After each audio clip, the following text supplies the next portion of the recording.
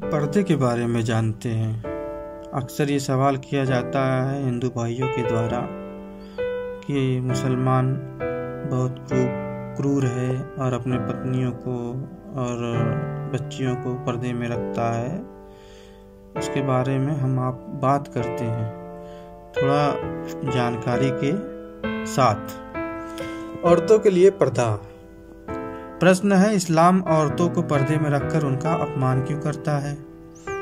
इसका उत्तर है, इस्लाम में औरतों की जो स्थिति है उस पर सेकुलर मीडिया का जबरदस्त हमला होता है। वे पर्दे और इस्लामी लिबास को इस्लामी कानून में स्त्रियों की दास्ता की मिसाल के रूप में पेश करते हैं। इससे पहले कि हम पर्दे और धार्मिक निर्देश के पीछे मौजूद कारणों पर विचार करें, इस्लाम से पूर्व समाज में स्त्रियों की स्थिति का अध्ययन करते हैं। सबसे पहला है, भूतकाल में स्त्रियों का अपमान किया जाता और उनका प्रयोग केवल काम वासना के लिए किया जाता रहा।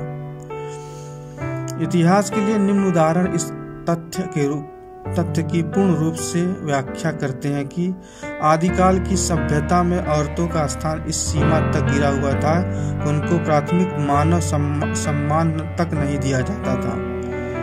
बेबीलोनिया सभ्यता। औरतें अपमानित की जाती और बेबीलोनिया के कानून में उनको हर हक और अधिकार से वंचित रखा जाता था। यदि एक व्यक्ति किसी औरत की हत्या कर देता तो उसे दंड देने के बजाय उसकी पत्नी को मौत के घाट उतार दिया जाता। सोचिए, करे कोई या भरे कोई। यूनानी सभ्यता। इस समय को प्राचीन सभ्यताओं में अत्यंत श्रेष्ठ माना जाता है। इस अत्यंत श्रेष्ठ व्यवस्था के अनुसार औरतों को सभी अधिकारों से वंचित रखा जाता था और वे नीच वस्तु के रूप में देखी जाती थी। यूनानी देवगाथा में पांडोरा नाम की एक काल्पनिक स्त्री पूरी मानव जाति के दुखों की जड़ मानी जाती है। यूनानी लोग स्त्रियों को पुरुषों के मुकाबले में तुच्छ जाति मानते थे। यद्यपि उनकी पवित्रता अमूल्य थी और उनका सम्मान किया जाता था, परंतु बाद में यूनानी लोग अहंकार और काम वासना में लिप्त हो गए। वेश्यावृत्ति यूनानी समाज में हर वर्ग में एक आम रिवाज बन गई। रोमन सभ्यता। जब रोमन सभ्यता अपने गौरव और चरम सीमा पर थी, उस समय एक पुरुष को अपनी पत्नी का जीवन छीनने का भी अधिकार था।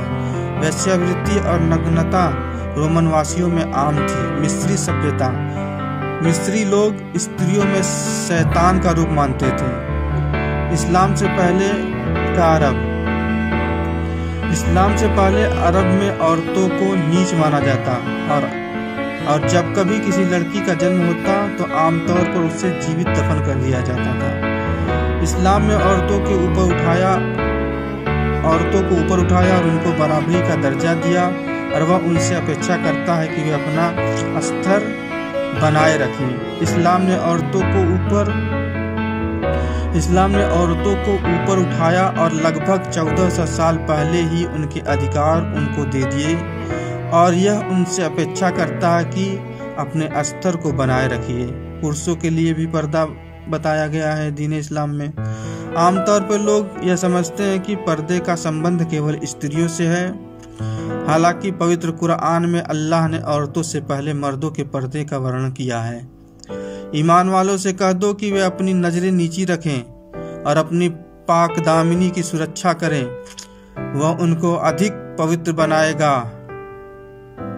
और अल्लाह खूब परिचित है हर उस कार्य से जो वे करते हैं। उस क्षण जब एक व्यक्ति की नजर किसी स्त्री पर पड़े तो उसे चाहिए कि वह अपनी नजर नीची कर ले। स्त्रियों के लिए पर्दा। कुरान की सूरह निसा में कहा गया है कि और अल्लाह पर ईमान रखने वाली औरतों से कह दो कि वे अपनी नजरें नीची रखें और अपनी पाक दामिनी की सुरक्षा करें और वे अपने बनाव श्रृंगार और आभूषणों को न दिखाएं। इसमें कोई आपत्ति नहीं जो सामान्य रूप से नजर आता है और उन्हें चाहिए कि वे अपने सीनों पर ओढ़नियां ओढ़ लें और अपने पतियों बापों अपने बेटों के अतिरिक्त किसी के सामने अपने बनाव श्रृंगार प्रकट न करें। पर्दे के लिए आवश्यक शर्तें।